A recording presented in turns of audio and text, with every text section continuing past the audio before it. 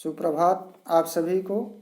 आज हम लोग कक्षा 7वीं की पाठ्य पुस्तक दुर्वा भाग 3 में संकलित पाठ गुब्बारे पर चीता को पढ़ेंगे। गुब्बारे पर चीता नामक पाठ के लेखक प्रसिद्ध कहानीकार और उपन्यास सम्राट मुंशी प्रेमचंद्र जी हैं। तो आइए प्रारंभ करते हैं पाठ गुब्बारे पर चीता। मैं तो जरूर जाऊंगा, चाहे कोई छुट्टी दे या न दे। बलदेव सब लड़कों को सर्कस देखने चलने की सलाह दे रहा है। बलदेव नाम का एक लड़का है जो अपने साथी बच्चों से कह रहा है कि मैं तो जरूर जाऊंगा, चाहे कोई छुट्टी दे या न दे। अगर कोई मुझे छुट्टी देगा तब भी ठीक, और यदि मुझे कोई छुट्टी नहीं देगा तब भी मैं सर्कस देखने जरूर जाऊंगा। यह बात बलदेव कह रहा है। बात यह थी कि स्कूल के पास एक मैदान में सर्कस पार्टी आई हुई थी। बात यह थी कि स्कूल के पास एक जो मैदान था उसमें सर्कस की पार्टी आई हुई थी। सारे शहर के दीवारों पर उसके विज्ञापन चिपका दिए गए थे। सारे शहर के पूरे शहर की जो दीवार थी उन पर उसका विज्ञापन मतलब एडवर्टाइजमेंट चिपका दिया गया था कि इस सर्कस में क्या क्या होना है। आगे वो बता रहे हैं कि विज्ञापन में तरह तरह के जंगली जानवर अजीब अजीब काम करते दिखाए गए थे। विज्ञापन जो था उसमें तरह तरह के जंगली जानवरों को अजीब अजीब काम को करते हुए दिखाया गया था। यानी उन जंगली जानवरों से ऐसे ऐसे काम कराए जाते हुए दिखाया गया था कि जिनको देख करके लोगों को विश्वास नहीं हो रहा था। लड़के तमाशा देखने के लिए ललचा रहे थे और उन जंगली जानवरों के चित्रों को देख करके, उनसे अजीब अजीब काम को कराए जाने वाले चित्रों को देख करके बच्चे ललचा रहे थे। उनका मन कर रहा था कि वो भी उसे जा करके जरूर देखें। पहला तमाशा रात को शुरू होने वाला था, मगर हेडमास्टर साहब ने लड़कों को वहां जाने की मनाही कर दी थी। पहला जो तमाशा यानी फर्स्ट शो जो होने वाला था, पहला शो जो होने वाला था वो रात में होने वाला था। लेकिन जो स्कूल के हेडमास्टर थे, जो प्रिंसिपल थे, उन्होंने लड़कों को वहां जाने से मना कर दिया था।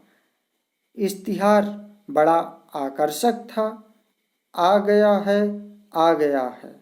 इश्तिहार मतलब वही विज्ञापन, उसका जो विज्ञापन था, जो एडवर्टाइजमेंट था, वो बहुत ही सुंदर था, बहुत ही आकर्षक था। उसमें लिखा हुआ था कि आ गया है। जिस तमाशे की आप लोग भूख प्यास छोड़कर इंतजार कर रहे थे, वही बम्बई सर्कस आ गया है। उस विज्ञापन में लिखा हुआ था कि जिस तमाशे की आप लोग भूख प्यास छोड़कर इंतजार कर रहे थे, वह बम्बई वाला सर्कस आ गया है। आइए और तमाशे का आनंद उठाइए। बड़े बड़े खेलों के सिवा एक खेल और भी दिखाया जाएगा। उसमें लिखा था कि बड़े बड़े खेलों के अलावा, यानी बड़े बड़े खेलों के बाद एक खेल ऐसा दिखाया जाएगा जो न किसी ने देखा होगा और न सुना होगा। ऐसा वह खेल दिखाया जाएगा जिसके बारे में पहले न किसी ने देखा होगा और न ही सुना होगा। लड़कों का मन तो सर्कस में लगा हुआ था। और इतना सुंदर और आकर्षक विज्ञापन को पढ़ने के बाद लड़कों का मन क्या है कि सर्कस की ओर लग जाता है। वो सर्कस देखना चाहते थे। सामने किताबें खोले जानवरों की चर्चा कर रहे थे, लेकिन स्कूल में बैठ करके वो किताबें तो खोल लेते हैं, लेकिन दिमाग में उनके सर्कस की ही बात चल रही है और वो जानवरों की चर्चा कर रहे थे। क्यों कर शेर और बकरी एक बर्तन में पानी पिएंगे? क्या शेर और बकरी एक ही बर्तन में पानी पिएंगे? वो लोग आपस में बात कर रहे हैं कि क्या शेर और बकरी एक ही बर्तन में पानी पिएंगे? और इतना बड़ा हाथी पैर गाड़ी पर कैसे बैठेगा?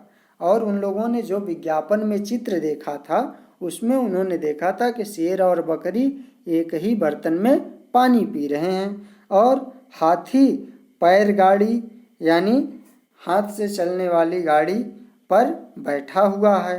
तोता बंदूक चला रहा है तथा बनमानुष मेज पर बैठा है। तो इन सब चित्रों को देख करके उनके मन में शंका हो रहा है, उत्सुकता हो रही है कि ऐसा कैसे हो सकता है।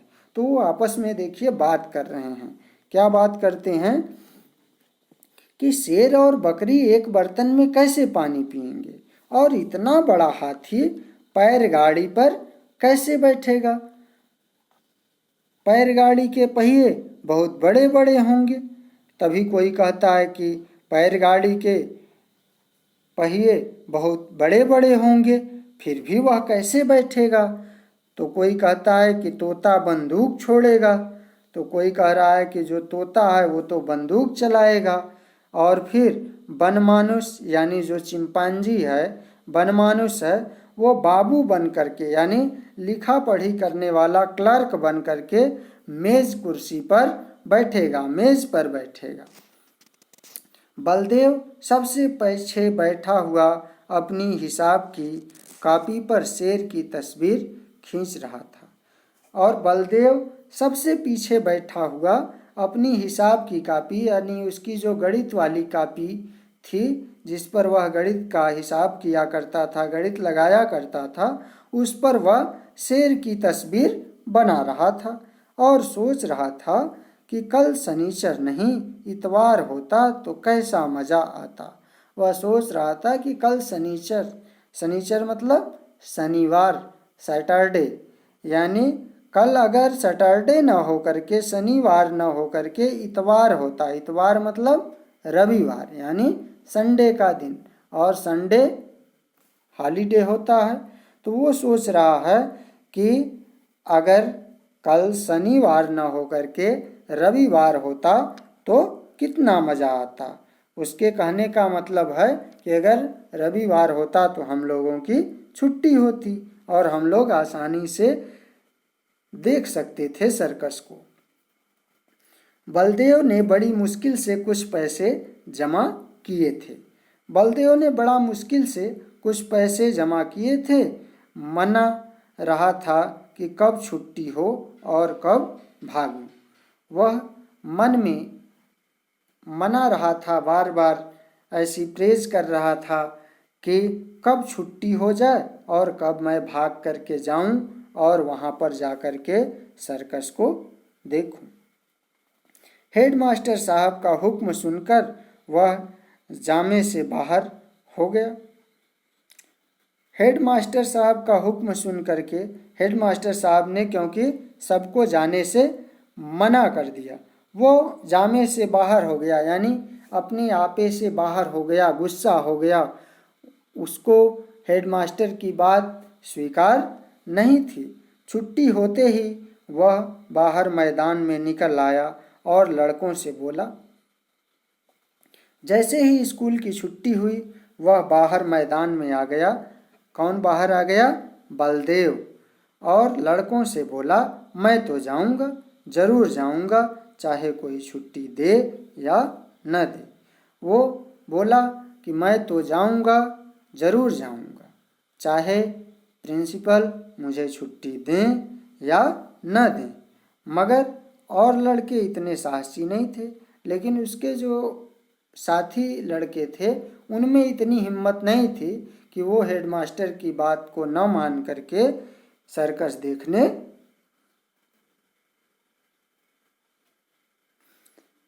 देखने के लिए जाते। कोई उसके साथ जाने पर राजी न हुआ।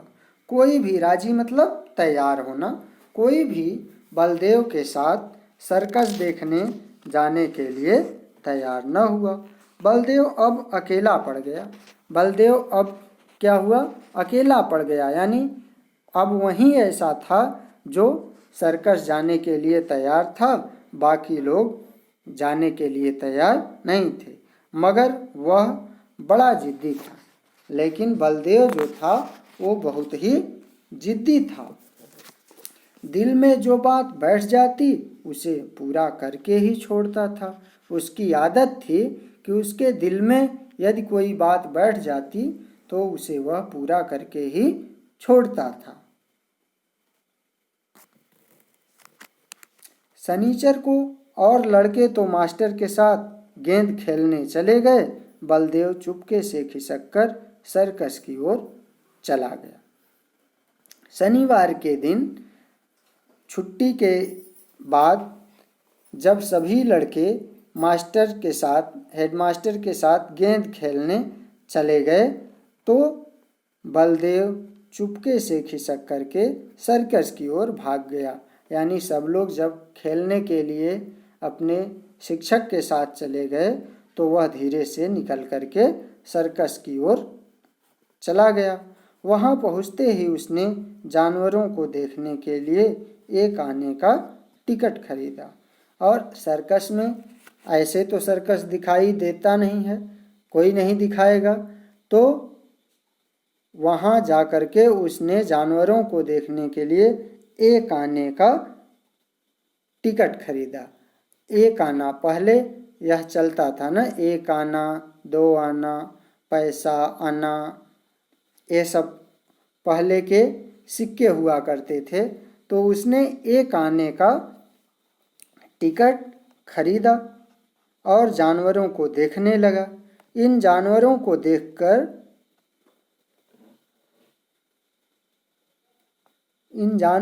देखकर बलदेव मन में बहुत झुंझलाया।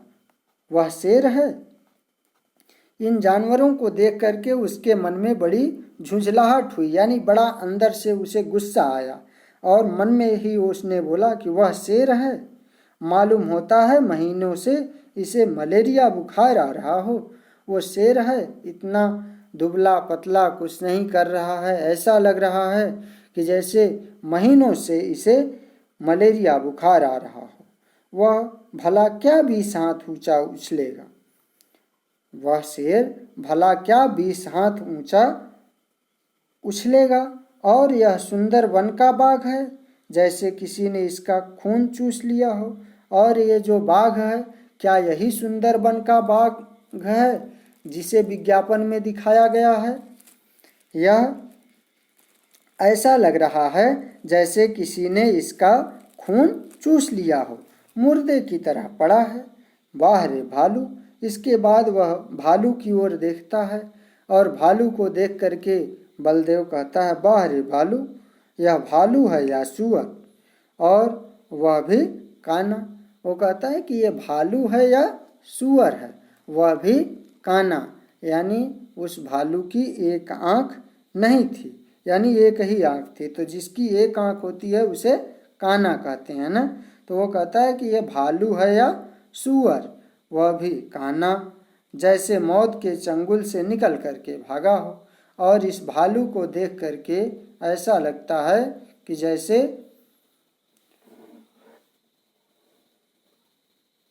मौत के चंगुल से छूट करके यह भालू अभी अभी भागा हो।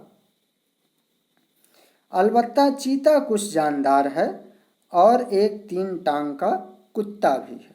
उसने कहा कि अलबत्ता इन सब में शेर, बाघ, भालू से अच्छा चीता है, उसमें कुछ जान है, वो जानदार दिखाई दे रहा है। और एक क्या है, 3 टांग का कुत्ता भी है। यानी सर्कस में और क्या है, शेर, बाघ, चीता के अलावा एक 3 पैरों वाला कुत्ता भी है। यह कहकर वह बड़े जोर से अपने आप ही हंसा। उसकी एक टांग किसने काट ली? वह अपने से ही पूछता है कि भला कुत्ते की एक टांग किसने काट ली? दुमकटे कुत्ते तो देखे हैं। दुम मतलब पूंछ, यानी पूंछ को काट करके कुत्तों को रखा जाता है। ऐसा मैंने देखा है कि ऐसे मैंने बहुत से कुत्तों को देखा है जिनकी पूंछ कटी हुई होती है, लेकिन पैर कटा कुत्ता आज ही देखा। लेकिन एक पैर कटा हुआ कुत्ता मैंने आज देखा। और यह दौड़ेगा कैसे? उसके मन में एक और प्रश्न आ रहा है कि आखिर जब इस कुत्ते का पैर एक कटा हुआ है तो यह दौड़ेगा कैसे? उसे अफसोस हुआ कि गेंद छोड़कर यहाँ नाहक आया। उसे अफसोस हुआ, उसे पश्चाताप हो रहा था। अफसोस मतलब उसे पछतावा हो रहा था कि अपनी गेंद की खेल को छोड़ करके, वहाँ फुटबॉल की खेल को छोड़ करके यह नाहक मतलब बेकार, बिना मतलब का यहाँ आ गया। एक आने पैसे भी गए और जो बड़े मेहनत से उसने एक आना पैसा इकट्ठा किया था वह भी खर्च हो गया। वह कहाँ खर्च हो गया? टिकट को खरीदने में। इतने में एक बड़ा भारी गुब्बारा दिखाई दिया। तभी उसे एक बहुत बड़ा गुब्बारा दिखाई दिया। उसके पास एक आदमी खड़ा चिल्ला रहा था, आओ चले आओ, 4 आने में आसमान की सैर करो। तभी बलदेव को एक बहुत बड़ा गुब्बारा दिखाई देता है और उसके पास एक आदमी खड़ा होकर के जोर जोर से चिल्ला रहा था कि आओ चले आओ, 4 आने में आसमान की सैर करो। यह वह सुनता है तो सुनने के बाद क्या होता है यह हम लोग अगले कक्षा में जानेंगे। अगले दिन इसको पढ़ेंगे कि उस आदमी की आवाज़ को सुन करके जो गुब्बारे के पास खड़ा होता है और चिल्ला रहा होता है कि आओ चले आओ, 4 आने में आसमान की सैर करो, उसे सुन करके बलदेव क्या करता है? क्या वह गुब्बारे वाले के पास जाता है? क्या वह 4 आने दे करके आसमान की सैर करता है या नहीं करता?